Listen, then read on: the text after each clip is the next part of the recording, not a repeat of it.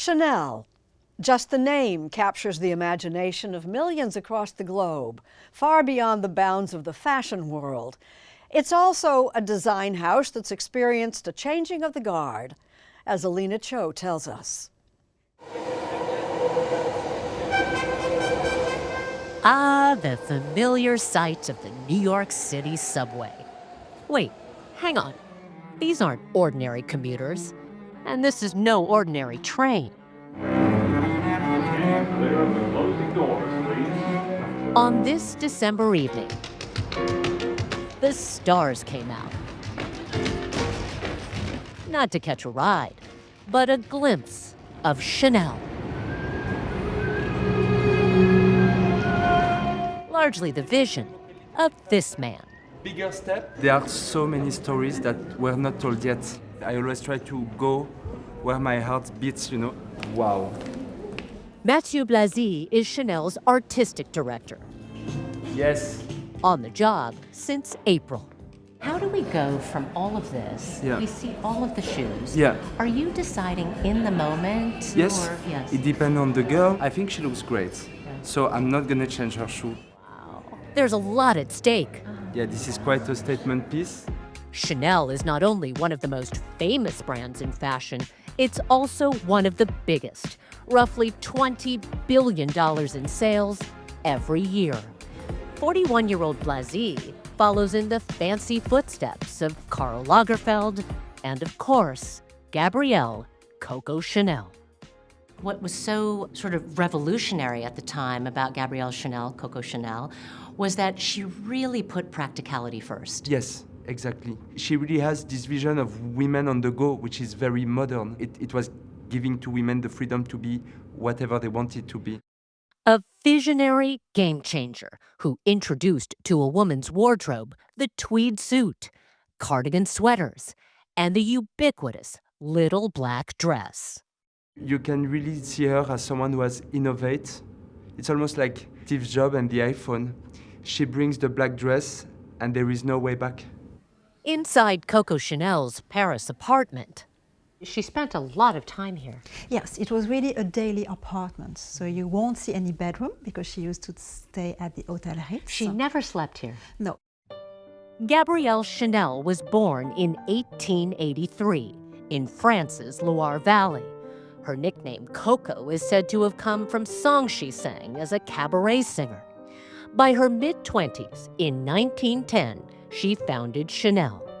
First as a hat maker, then as a clothing designer. Cécile Godet-Durlez is a Chanel historian.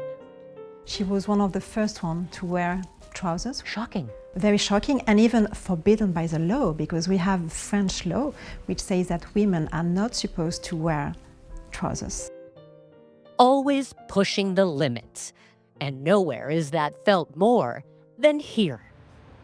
At Le 19M, the massive complex outside Paris, housing what's known in French as the métier d'art.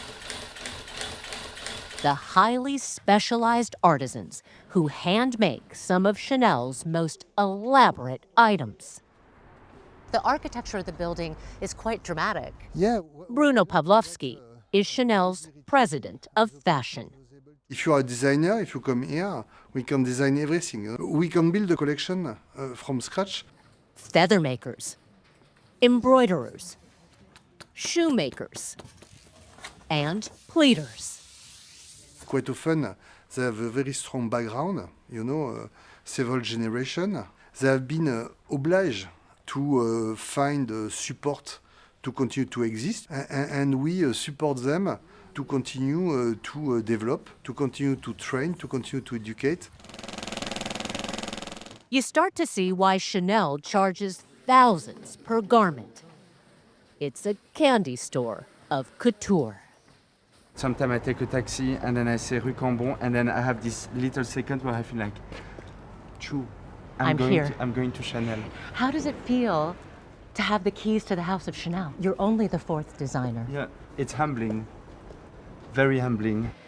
Matthieu Blazy landed what's been called the most coveted job in fashion. His debut in October was billed as fashion's Big Bang. winning over critics and fans like Michelle Obama and A$AP Rocky. Blazy will design 10 collections this year alone. And how does that idea in your head turn into a garment that then goes down a runway that ultimately ends up in a store? It can be very random. I'm having a cafe in Paris, something happened, clack, I have an idea. Like the suede coat inspired by Coco's couch, or Blazy's version of Superman and Spider-Man. I see myself a little bit, like in the orchestra, the person who kind of directs. So I'm gonna tell to a team, I'm into this. I'm gonna tell another team, I'm into those kind of colors. This could be an interesting print. A few days before the December show in New York, Yes, come. I just wanted to show you some of We the saw pieces. this in Paris when they This- were making it. Yeah, this one is finally arrived. we start to see the collection come together. The subway show is a love letter to the hundreds of artisans who work hundreds of hours turning fabric into fashion. Like this black dress, which landed on the runway and a month later on Chanel ambassador actor Ayo Edebiri at the Golden Globes. I adore Matthieu so much and really respect him and his work and his craft. Some days I want to be maybe the most femme, glamorous version of myself, and sometimes I want to just wear like a nice t-shirt and jeans, and he can do all of that and more.